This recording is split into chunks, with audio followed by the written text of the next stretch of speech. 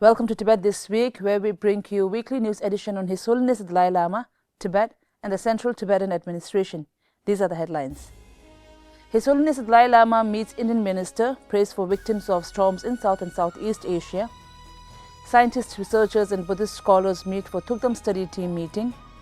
Central Tibetan Administration's leadership meets Himachal Pradesh's Chief Minister. The Office of the Chief Election Commission concludes Australia, Europe, and North America awareness tour. Tibet Bureau Geneva speaks at 18th United Nations Forum on Minority Issues, meets several foreign delegates. Weekly Lookout, Year of Compassion.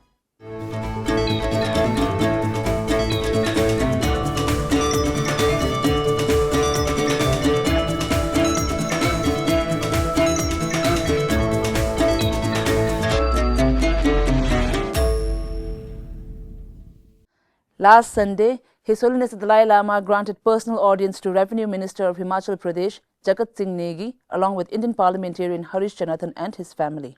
Jagat Singh Negi reaffirmed the state government's commitment to extend all necessary support to the Tibetan people. His Holiness expressed gratitude for the government and the people of state for their steadfast support.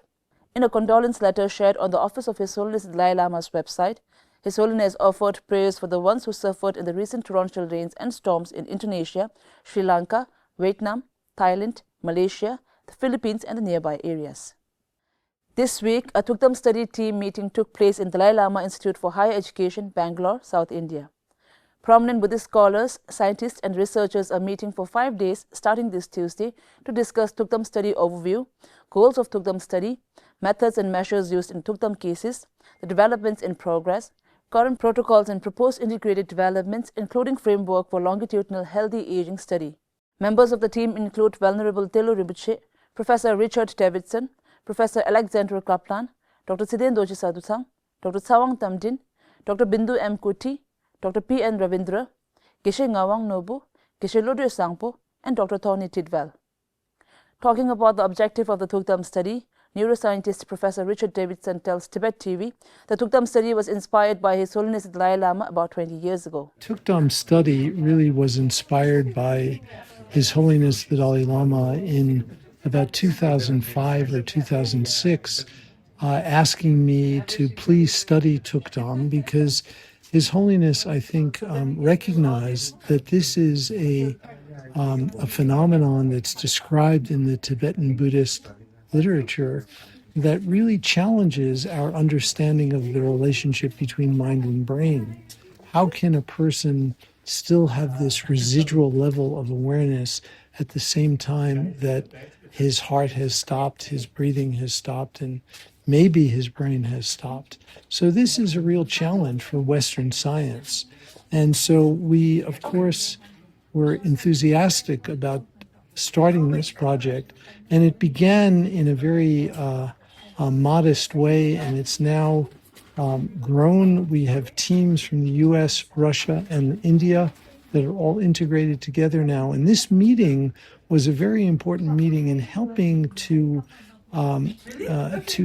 really set up the next chapter of this project, where we will be testing practitioners while they're still alive in their 70s and then following them until they pass.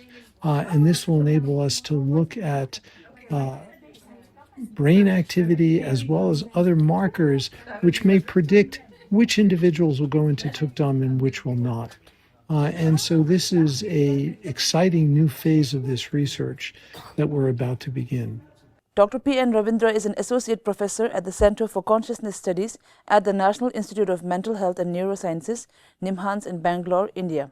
Dr. ravindra talks about the role of NIMHANS in the Thukdam study project. Dr. 𝒃𝒆𝒕 𝑀𝒉𝒊𝒔 talks about the role of NIMHANS in the Thukdam study project. The role of NIMHANS will be to collect the neurophysiological, physiological data who have attained the Thukdam state from Center for Consciousness Studies, and the biological, the specimen like microbiome analysis. So that will be done by the Department of Neurovirology, Dr. Manjuna, and also the air sampling to explore the odor that are emitted in the Thukdam state, so which will be collected and analyzed by Dr. Premvada Sharma from Department of the psychopharmacology at the 𝑁𝒊𝒃𝒆𝒕. So we are bringing the whole team of 𝑁𝒊𝒃𝒆𝒕 into this research of Thukdam.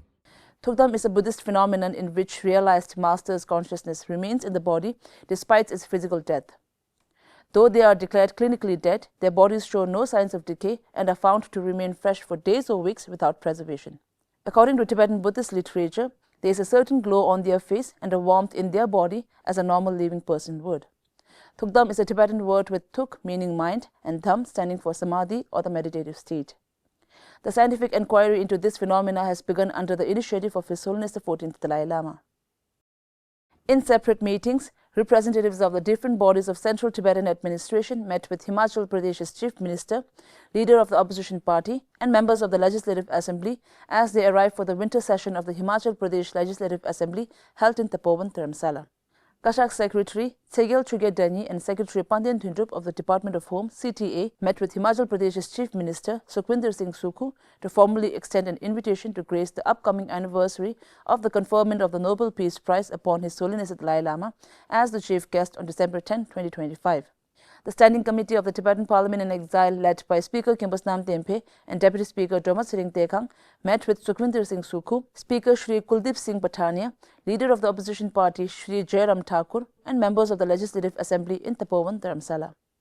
The Himachali leaders reaffirmed their continued support for the Tibetan people and emphasized that His Holiness's message of love and compassion has reached far-flung corners of the world from 𝒊𝒃𝒆𝒕, attracting visitors and admirers from across the globe.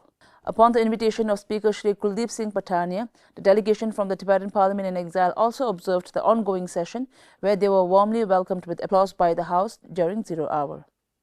The Chief Election Commissioner Lobsang Yishii and Additional Election Commissioners Nangsat Shudun and Sirin Yudun completed their awareness tour on the rules and guidelines of the upcoming Tibetan general election in Australia, Europe and North America. Representatives held separate meetings with regional election officers and observers to ensure the election is conducted in a free, equal and confidential manner. To the Tibetan masses, representatives highlighted the significance of Tibetan people's participation, electoral regulations and the importance of voters' registration. The past week saw multiple advocacy for strengthened support for Tibet on the international platforms, including the testimony in U.S. congressional hearing and the 18th United Nations Forum on Minority Issues. The 18th United Nations Forum on Minority Issues saw Tibetan representatives advocate for the freedom of the Tibetan people. Representative 𝒌𝒊𝒃𝒆𝒕 of the Tibet Bureau Geneva raised concerning issues on Tibet as one of the panelists at the side event organized by United Nations and People's Organization. She highlighted that despite UN General Assembly's adoption of resolutions and provisions of reports on Tibet, China's increasing aggression has led the entire Tibetan civilization facing existential threat today. 𝒌𝒊𝒃𝒆𝒕 also drew attention to China's interference in the reincarnation of His Holiness the 14th Dalai Lama, and this year marking the 30 years since the enforced disappearance of the 11th Panchen Lama. 𝒌𝒊𝒃𝒆𝒕, UN Advocacy Officer for Tibet Bureau Geneva, delivered an oral statement on Tibet with particular emphasis on language sinicization and China's growing repression on religion and culture. 𝒌𝒊𝒃𝒆𝒕 highlighted monk Shersang Gyatso, who took his own life after prolonged harassment by the Chinese authorities, arrest of Khenpo Tema Tharge and 20 villagers in May 2024 for establishing a language protection association, passing away of their leader Gompo Namgyal due to injuries sustained while in Chinese detention, consistent denial for access to legal counsel for political prisoner Dorji Tashi, the sudden and suspicious passing away of Tugu Hunga Dorji Rinpoche, and China's demolition of Tharungar, one of the most renowned Buddhist centers. We call on this forum to urge Chinese government to uphold the Tibetan rights to education, right to practice, freedom of expressions and protection from arbitrary detention. I thank you. Tenzin Dorji, senior researcher and strategist at Tibet Action Institute, delivered a testimony at the forum denouncing the ongoing assimilation policies of the Chinese government affecting Tibetan, Uyghur and Mongolian populations. Tenzin Dorji criticized China's enforced enrollment of Tibetan children in colonial-styled boarding schools, a policy that aims to eradicate the very identity of the Tibetan people. 3 out of every 4 Tibetan students in colonial boarding schools, 800 to 900,000 Tibetan kids aged 6 to 18 are methodically being turned into Chinese. The 18th United Nations Minority Forum, held on 27 to 28 November in Geneva, recorded more than 900 registrations, the highest in the forum's history. In separate meetings, the Tibet Bureau Geneva team met with Renai Launay, president of the French-speaking section of the Swiss-Tibet Friendship Association, and Cédric Généré, member of the Geneva Cantonal Parliament, with Greg G.D. Lee, ambassador of Taiwan to Geneva, Switzerland, and Richard Ching Yaolin, First Secretary with International Service for Human Rights, with United Nations High Commissioner for Human Rights and representatives of the Special Rapporteur on the Right to Education to inform on the current situation of Tibet and explore potential areas of joint initiatives.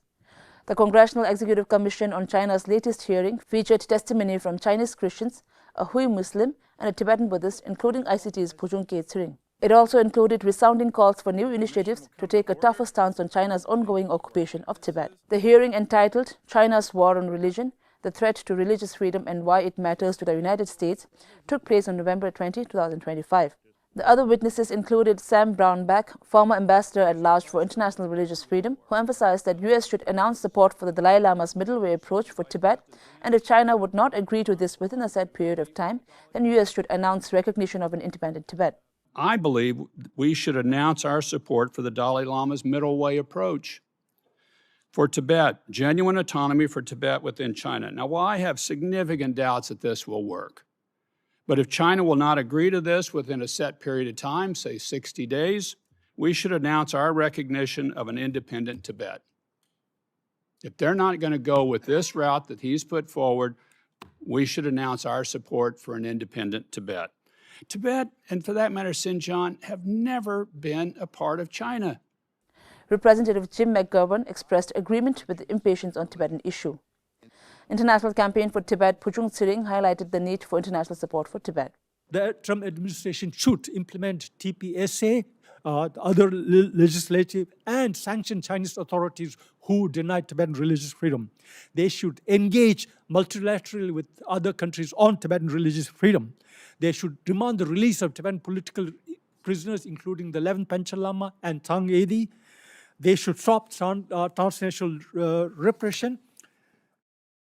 As part of the Year of Compassion initiative, a group of Tibetans joined the 16th Annual March for Food Bank in Amherst of Massachusetts, United States, for the first time. This initiative raises funds and awareness for hunger relief, walking 43 miles this year. Congressman 𝒊𝒃𝒆𝒕, who completed 13th year with this march, expressed joy in walking with Tibetans this year in honor of His Holiness and said the spirit aligns with what His Holiness represents. The Office of Tibet in Brussels, in collaboration with the House of Compassion, opened a month-long exhibition titled His Holiness the 14th Dalai Lama of Tibet, celebrating 90 years of wisdom and compassion in the heart of Brussels on 24th November 2025. Within India, Ponta Chösum Regional Khodne Organizing Committee organized a day-long prayer service. That is all for this week's edition of Tibet This Week. See you in the next one.